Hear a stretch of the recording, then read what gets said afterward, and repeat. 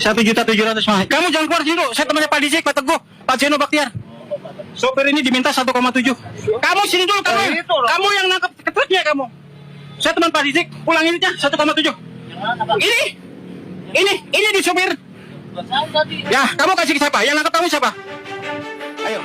Dari rekaman video amatir yang direkam warga, sejumlah sopir truk dan mobil bak menjadi korban dugaan pemerasan dan pungutan liar oleh sejumlah oknum petugas Dinas Perhubungan Kota Bekasi di Pos Dinas Perhubungan Poncol di Jalan M. Hasibuan, Bekasi Timur.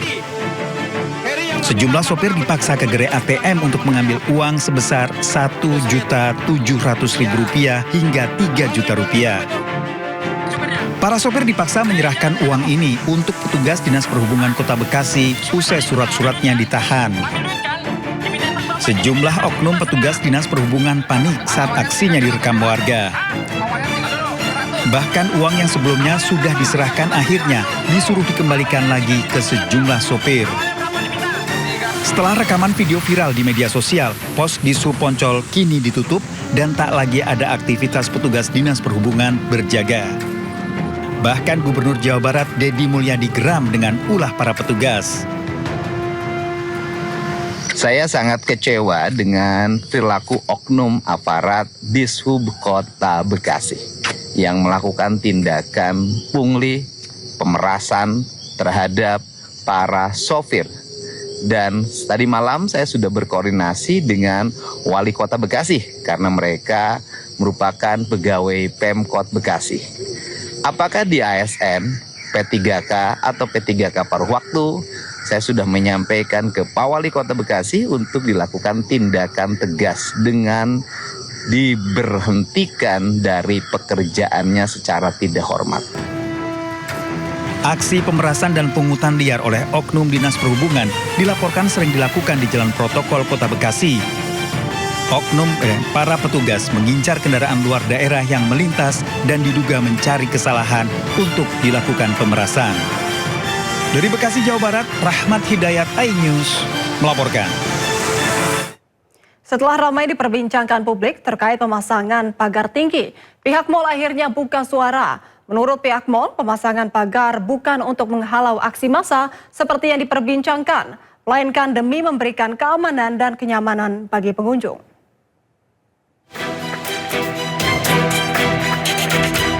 Setelah timbulkan pertanyaan kenapa tiba-tiba sejumlah pusat perbelanjaan atau mal dipasangi pagar tinggi, pihak Pakuwon Group selaku pemilik mal akhirnya angkat suara. Menurut Sutandi Purnomo Sidi, tidak ada maksud lain di balik pemasangan pagar tinggi. Sutandi menyebut pemasangan pagar dilakukan demi menjamin keamanan dan kenyamanan para pengunjung. Sutandi juga mengaku pemasangan pagar dilakukan untuk mengganti pagar lama yang sudah rusak. Tidak hanya itu, Direktur Marketing PT Pakuwon Group itu juga membantah jika pemagaran dilakukan untuk mengantisipasi terjadinya aksi massa. Yang jelas, Pakuwon itu bukan peramal. Kita nggak tahu mau terjadi apa. Ngawur. Ya siapa tahu dari ordal gitu loh. Pakuwon, habis gini ada titit-titit gitu loh. Titit-titit. Sekarang berkembangnya zaman, terus Pakuwon City sendiri sudah semakin maju, kita harus perbaiki, kita harus upgrade. Nah itu aja sih, simple as that. Setali tiga uang, Menteri Perdagangan Budi Santoso juga angkat bicara. Walaupun mengaku tidak tahu menau alasan pemilik mal memasang pagar tinggi, namun Budi menjamin tidak ada masalah apapun di balik pemasangan pagar, termasuk alasan peningkatan keamanan. Konfirmasi isu yang berkembang, emang mal itu lagi ditingkatin pengawasannya ya Pak? Atau maksudnya meningkatkan pengamanannya mal-mal? Pusat perbelanjaan Pak.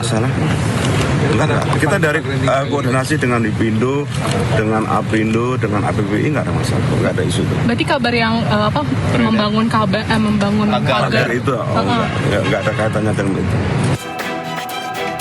Sebelumnya sejumlah pusat perbelanjaan di Jakarta, Bekasi hingga Surabaya dipasangi pagar setinggi 2,5 meter. Salah satunya Mall Pakuwon Bekasi. Padahal sebelumnya pusat perbelanjaan tersebut tidak dipagari. Warganet pun penasaran dan mengaitkan dengan kondisi ekonomi hingga khawatir akan terjadinya aksi massa. Tim Liputan iNews melaporkan. Menanggapi fenomena mal dipagari, Gubernur DKI Jakarta Pramono Anung meminta pihak mal tidak melakukan tindakan antisipasi yang berlebihan. Sementara penasihat khusus Presiden Bidang Komunikasi Hasan Nasbi meminta publik untuk tidak berspekulasi liar.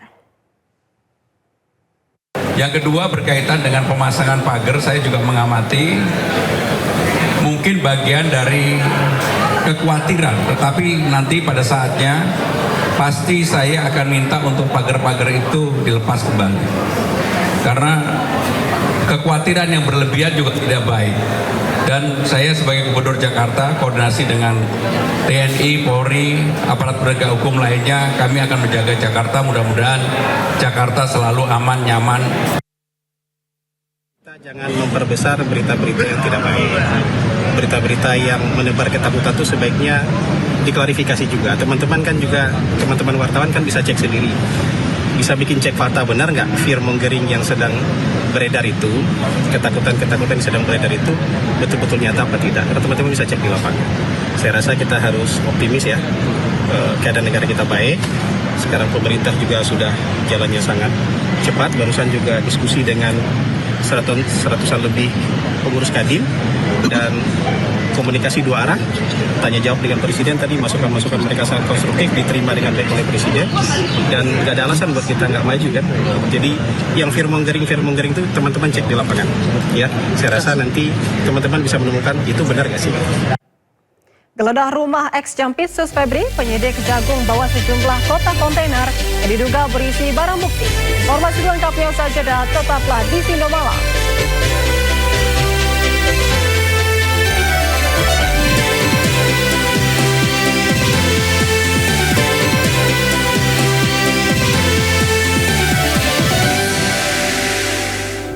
Pemirsa, Anda masih menyaksikan Sindo Malam. Kejaksaan Agung menetapkan Nurman Herin menjadi tersangka kasus tindak pidana pencucian uang ex-Jampitsus Febri Adriansyah. Nurman Herin merupakan teman kuliah Febri yang juga orang kepercayaannya.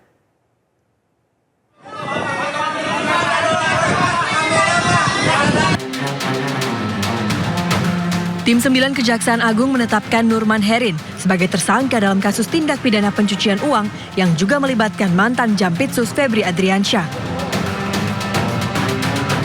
Nurman Herin menjadi tersangka setelah diduga ikut serta dalam kasus yang menyeret Febri. Nurman diketahui merupakan teman kuliah dan menjadi orang kepercayaan Febri saat menjabat Jampitsus. Nurman Herin akan ditahan di Rumah Tahanan Kejaksaan Negeri Jakarta Selatan untuk 20 hari ke depan.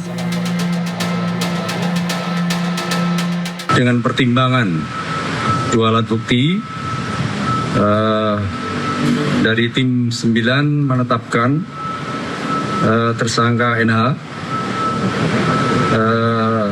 terkait dugaan turut serta tindak pidana pencucian uang yang mulai hari ini akan ditahan di